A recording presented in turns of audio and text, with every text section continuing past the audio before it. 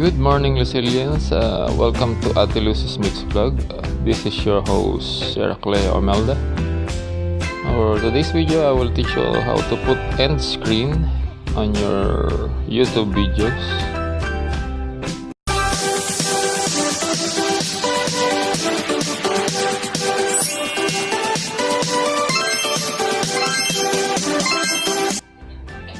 So, let us begin, guys.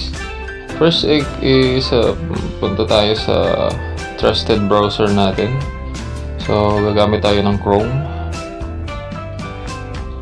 And then, click this 3 dot on upper right side. Be sure that your browser is already on a desktop site or desktop version.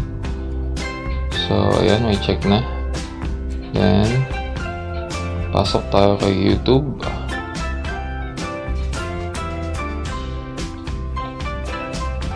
So ayan guys, login lang natin yung account natin, of course. Then click your profile picture. Then punta tayo kay YouTube Studio.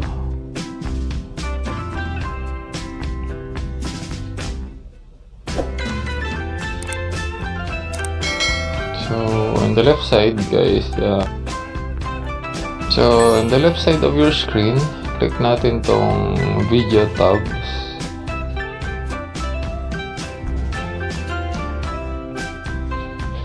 So ayan guys, so then click natin yung video na lalagyan natin ng end screen. So click natin to.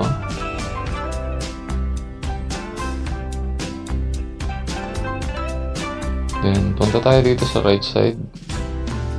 Ayan, sa ilalim ng ano. Then, click this tab. End screen tab.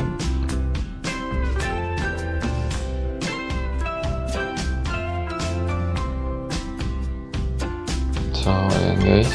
Dito na tayo. Pili lang tayo ng pattern. Marami siyang pattern. Like this pattern sa baba. One video. And one playlist, then subscribe icon, subscribe button. So wala pa naman tayong playlist dito sa account na to, kaya ito lang muna gagawin natin. Then first thing first is click natin to, video best for viewers. So click natin yan, then set natin tong time na to. So, end screen nga siya, syempre gagawin natin na sa bandang huli lagi yan. So, ang total duration ng video is 139. Remind lang guys, ang duration lang ng end screen is 6 seconds. 6 seconds or more, hindi pwedeng mas maikli sa 6 seconds. So, for example, set natin to so 139, so set natin ng 133,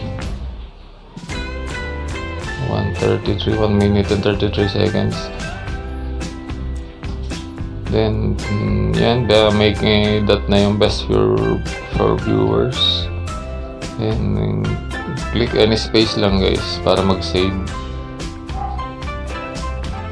Then punta naman doon sa isang tab.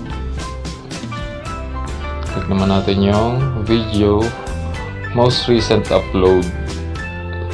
So yun lang yung click natin kasi wala pa naman tayong playlist. So same method lang din guys dito. Kailangan din sabay.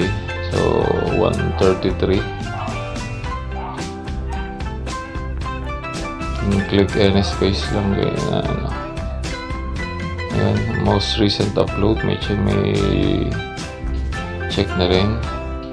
So kapag ka may subscribe button dito guys, subscribe icon, so same process din, ganun din lang gagawin nyo. Then click save. So ayun lang guys, okay na.